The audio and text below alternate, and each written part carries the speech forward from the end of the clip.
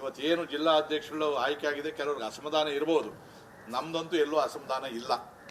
ಸಂಪೂರ್ಣವಾದಂಥ ಇವತ್ತೇನು ಪಕ್ಷದ ನಮ್ಮ ದೆಹಲಿ ನಾಯಕರು ತೀರ್ಮಾನ ತಗೊಂಡು ನಮ್ಮ ಜಿಲ್ಲಾಧ್ಯಕ್ಷನ ಘೋಷಣೆ ಮಾಡವ್ರೆ, ಅದನ್ನು ನಾನು ಪ್ರಶ್ನೆನೂ ಮಾಡೋದಿಲ್ಲ.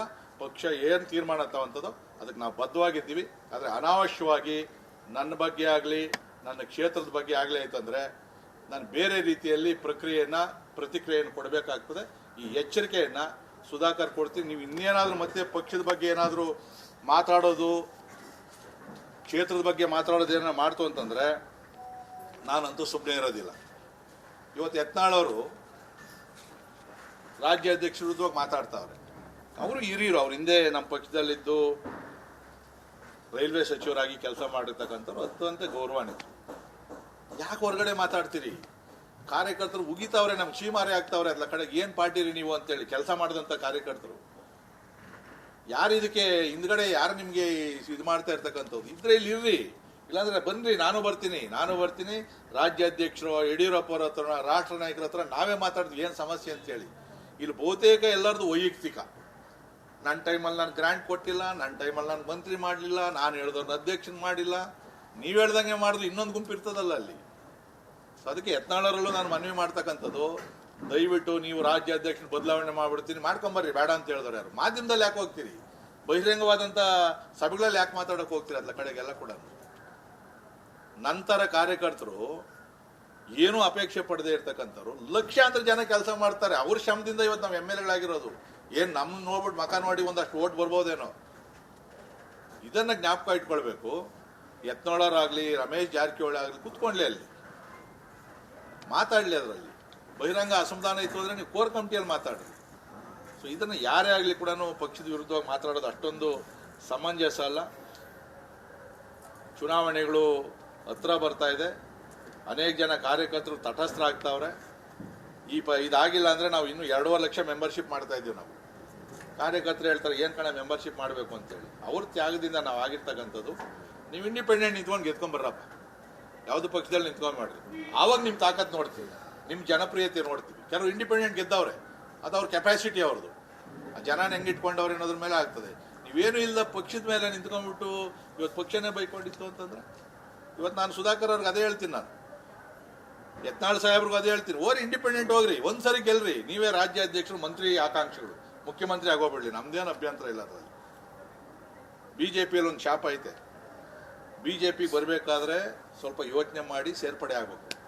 ಒಂದ್ಸರಿ ಬಂದಿಲ್ಲಿ ಬಿಟ್ಟೋದ್ರಿ ಅಂದ್ರೆ ಗೆಟಾನ್ ಆಗಿರೋರು ಬಹಳ ಕಡಿಮೆನೆ, ನಾಟ್ ಇವನ್ 1%.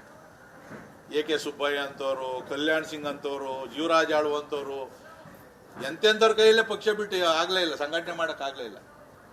ಇಲ್ಲಿ ಕರ್ನಾಟಕದಲ್ಲಿ ಪಾರ್ಟಿ ಕಡ್ದಂಥ ಯಡಿಯೂರಪ್ಪ ಅಂತವ್ರ ಕೈಯಲ್ಲಿ ಕೂಡ ಹೋದ್ಮೇಲೆ ಅವ್ರಿಗೆ ಅನಿಸ್ತು, ಇಲ್ಲ ಪಾರ್ಟಿ ಬಿಟ್ಟು ನನ್ನ ಕೈಯಲ್ಲಿ ಆಗೋದಿಲ್ಲ, ಸಂಘಟನೆಯಲ್ಲೇ ಇರತಕ್ಕಂಥದ್ದು ಅಂತೇಳಿ.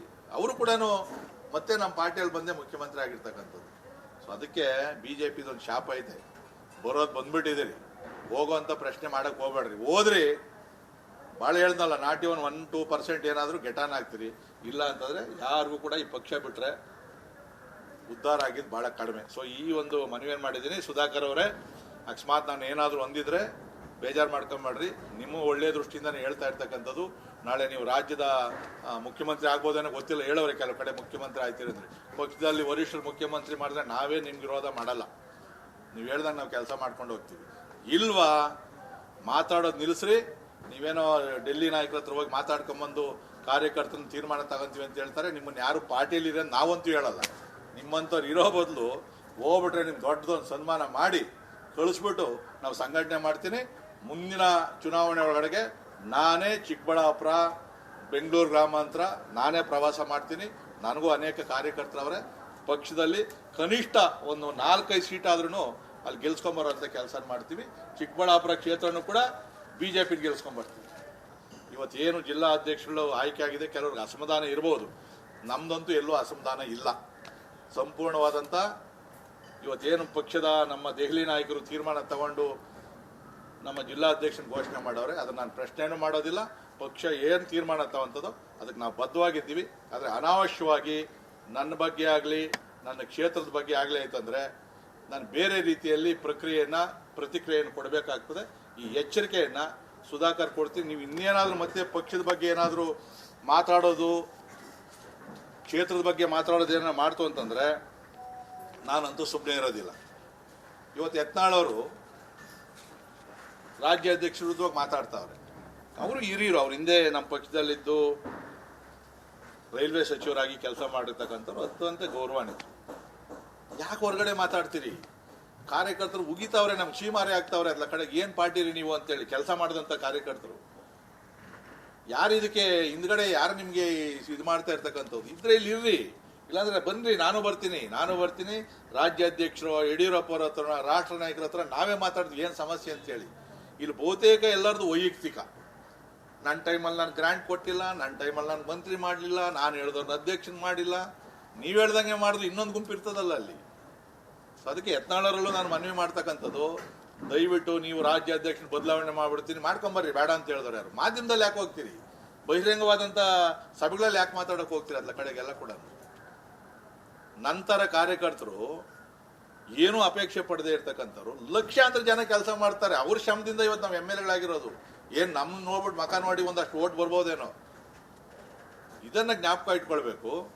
ಯತ್ನಾಳರಾಗಲಿ, ರಮೇಶ್ ಜಾರಕಿಹೊಳಿ ಆಗಲಿ ಕೂತ್ಕೊಳ್ಳಿ, ಅಲ್ಲಿ ಮಾತಾಡಲಿ. ಅದರಲ್ಲಿ ಬಹಿರಂಗ ಅಸಮಾಧಾನ ಇತ್ತು ಅಂದರೆ ನೀವು ಕೋರ್ ಕಮಿಟಿಯಲ್ಲಿ ಮಾತಾಡ್ರಿ. ಸೊ ಇದನ್ನು ಯಾರೇ ಆಗಲಿ ಕೂಡ ಪಕ್ಷದ ವಿರುದ್ಧವಾಗಿ ಮಾತಾಡೋದು ಅಷ್ಟೊಂದು ಸಮಂಜಸ ಅಲ್ಲ. ಚುನಾವಣೆಗಳು ಹತ್ರ ಬರ್ತಾ ಇದೆ, ಅನೇಕ ಜನ ಕಾರ್ಯಕರ್ತರು ತಟಸ್ಥರಾಗ್ತಾವ್ರೆ. ಇದಾಗಿಲ್ಲ ಅಂದರೆ ನಾವು ಇನ್ನೂ 2.5 ಲಕ್ಷ ಮೆಂಬರ್ಶಿಪ್ ಮಾಡ್ತಾ ಇದ್ದೀವಿ. ನಾವು ಕಾರ್ಯಕರ್ತರು ಹೇಳ್ತಾರೆ ಏನು ಕಣ ಮೆಂಬರ್ಶಿಪ್ ಮಾಡಬೇಕು ಅಂತೇಳಿ. ಅವ್ರ ತ್ಯಾಗದಿಂದ ನಾವು ಆಗಿರ್ತಕ್ಕಂಥದ್ದು. ನೀವು ಇಂಡಿಪೆಂಡೆಂಟ್ ನಿಂತ್ಕೊಂಡು ಗೆದ್ಕೊಂಬರ್ರಪ್ಪ, ಯಾವುದು ಪಕ್ಷದಲ್ಲಿ ನಿಂತ್ಕೊಂಡು ಮಾಡ್ರಿ, ಆವಾಗ ನಿಮ್ಮ ತಾಕತ್ ನೋಡ್ತೀವಿ, ನಿಮ್ಮ ಜನಪ್ರಿಯತೆ ನೋಡ್ತೀವಿ. ಕೆಲವರು ಇಂಡಿಪೆಂಡೆಂಟ್ ಗೆದ್ದವ್ರೆ, ಅದು ಅವ್ರ ಕೆಪಾಸಿಟಿ ಅವ್ರದ್ದು. ಆ ಜನನ ಹೆಂಗೆ ಇಟ್ಕೊಂಡವ್ರೆ ಅನ್ನೋದ್ರ ಮೇಲೆ ಆಗ್ತದೆ. ನೀವೇನು ಇಲ್ಲ ಪಕ್ಷದ ಮೇಲೆ ನಿಂತ್ಕೊಂಡ್ಬಿಟ್ಟು ಇವತ್ತು ಪಕ್ಷನೇ ಬೈಕೊಂಡಿತ್ತು ಅಂತಂದ್ರೆ, ಇವತ್ತು ನಾನು ಸುಧಾಕರ್ ಅವ್ರಿಗೆ ಅದೇ ಹೇಳ್ತೀನಿ, ನಾನು ಯತ್ನಾಳ್ ಸಾಹೇಬ್ರಿಗೂ ಅದೇ ಹೇಳ್ತೀನಿ, ಓರಿ ಇಂಡಿಪೆಂಡೆಂಟ್ ಹೋಗ್ರಿ, ಒಂದ್ಸರಿ ಗೆಲ್ರಿ, ನೀವೇ ರಾಜ್ಯ ಅಧ್ಯಕ್ಷರು, ಮಂತ್ರಿ ಆಕಾಂಕ್ಷಿಗಳು, ಮುಖ್ಯಮಂತ್ರಿ ಆಗೋಗ್ಬಿಡ್ಲಿ, ನಮ್ದೇನು ಅಭ್ಯಂತರ ಇಲ್ಲ. ಅದರಲ್ಲಿ ಬಿಜೆಪಿಯಲ್ಲಿ ಒಂದು ಶಾಪ ಐತೆ. ಬಿಜೆಪಿ ಬರಬೇಕಾದ್ರೆ ಸ್ವಲ್ಪ ಯೋಚನೆ ಮಾಡಿ ಸೇರ್ಪಡೆ ಆಗ್ಬೇಕು. ಒಂದ್ಸರಿ ಬಂದಿಲ್ಲಿ ಬಿಟ್ಟೋದ್ರಿ ಅಂದ್ರೆ ಗೆಟಾನ್ ಆಗಿರೋರು ಬಹಳ ಕಡಿಮೆನೆ, ನಾಟ್ ಇವನ್ 1%. AK ಸುಬ್ಬಯ್ಯ ಅಂತವ್ರು, ಕಲ್ಯಾಣ್ ಸಿಂಗ್ ಅಂತವ್ರು, ಜೀವರಾಜ್ ಆಳು ಅಂತವ್ರು, ಎಂತೆಂಥವ್ರ ಕೈಯಲ್ಲೇ ಪಕ್ಷ ಬಿಟ್ಟು ಆಗಲೇ ಇಲ್ಲ, ಸಂಘಟನೆ ಮಾಡೋಕ್ಕಾಗಲೇ ಇಲ್ಲ. ಇಲ್ಲಿ ಕರ್ನಾಟಕದಲ್ಲಿ ಪಾರ್ಟಿ ಕಡ್ದಂಥ ಯಡಿಯೂರಪ್ಪ ಅಂತವ್ರ ಕೈಯಲ್ಲಿ ಕೂಡ ಹೋದ್ಮೇಲೆ ಅವ್ರಿಗೆ ಅನಿಸ್ತು, ಇಲ್ಲ ಪಾರ್ಟಿ ಬಿಟ್ಟು ನನ್ನ ಕೈಯಲ್ಲಿ ಆಗೋದಿಲ್ಲ, ಸಂಘಟನೆಯಲ್ಲೇ ಇರತಕ್ಕಂಥದ್ದು ಅಂತೇಳಿ ಅವರು ಕೂಡ ಮತ್ತೆ ನಮ್ಮ ಪಾರ್ಟಿಯಲ್ಲಿ ಬಂದೇ ಮುಖ್ಯಮಂತ್ರಿ ಆಗಿರ್ತಕ್ಕಂಥದ್ದು. ಸೊ ಅದಕ್ಕೆ BJPದೊಂದು ಶಾಪ ಐತೆ, ಬರೋದು ಬಂದ್ಬಿಟ್ಟಿದ್ದೀರಿ, ಹೋಗೋವಂಥ ಪ್ರಶ್ನೆ ಮಾಡೋಕ್ಕೆ ಹೋಗ್ಬೇಡ್ರಿ. ಹೋದ್ರಿ ಭಾಳ ಹೇಳ್ದಲ್ಲ, ನಾಟ್ ಇವನ್ 1-2% ಏನಾದರೂ ಗೆಟಾನ್ ಆಗ್ತೀರಿ. ಇಲ್ಲ ಅಂತಂದರೆ ಯಾರಿಗೂ ಕೂಡ ಈ ಪಕ್ಷ ಬಿಟ್ಟರೆ ಉದ್ಧಾರ ಆಗಿದ್ದು ಭಾಳ ಕಡಿಮೆ. ಸೊ ಈ ಒಂದು ಮನವಿಯನ್ನು ಮಾಡಿದ್ದೀನಿ. ಸುಧಾಕರ್ ಅವರೇ, ಅಕಸ್ಮಾತ್ ನಾನು ಏನಾದರೂ ಹೊಂದಿದ್ರೆ ಬೇಜಾರು ಮಾಡ್ಕೊಂಬೇಡ್ರಿ. ನಿಮ್ಮ ಒಳ್ಳೆಯ ದೃಷ್ಟಿಯಿಂದನೇ ಹೇಳ್ತಾ ಇರ್ತಕ್ಕಂಥದ್ದು. ನಾಳೆ ನೀವು ರಾಜ್ಯದ ಮುಖ್ಯಮಂತ್ರಿ ಆಗ್ಬೋದೇನೋ ಗೊತ್ತಿಲ್ಲ, ಹೇಳೋರೆ ಕೆಲವು ಕಡೆ ಮುಖ್ಯಮಂತ್ರಿ ಆಯ್ತಿರಂದ್ರೆ. ಪಕ್ಷದಲ್ಲಿ ವರಿಷ್ಠರು ಮುಖ್ಯಮಂತ್ರಿ ಮಾಡಿದ್ರೆ ನಾವೇ ನಿಮ್ಗೆ ವಿರೋಧ ಮಾಡಲ್ಲ, ನೀವು ಹೇಳ್ದಂಗೆ ನಾವು ಕೆಲಸ ಮಾಡ್ಕೊಂಡು ಹೋಗ್ತೀವಿ.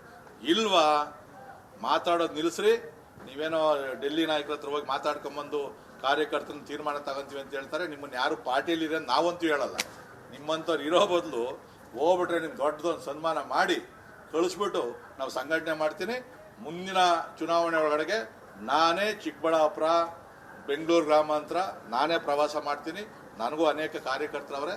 ಪಕ್ಷದಲ್ಲಿ ಕನಿಷ್ಠ ಒಂದು 4-5 ಸೀಟ್ ಆದ್ರೂ ಅಲ್ಲಿ ಗೆಲ್ಸ್ಕೊಂಬರೋಂಥ ಕೆಲಸ ಮಾಡ್ತೀವಿ. ಚಿಕ್ಕಬಳ್ಳಾಪುರ ಕ್ಷೇತ್ರನೂ ಕೂಡ BJP ಗೆಲ್ಸ್ಕೊಂಬರ್ತೀವಿ.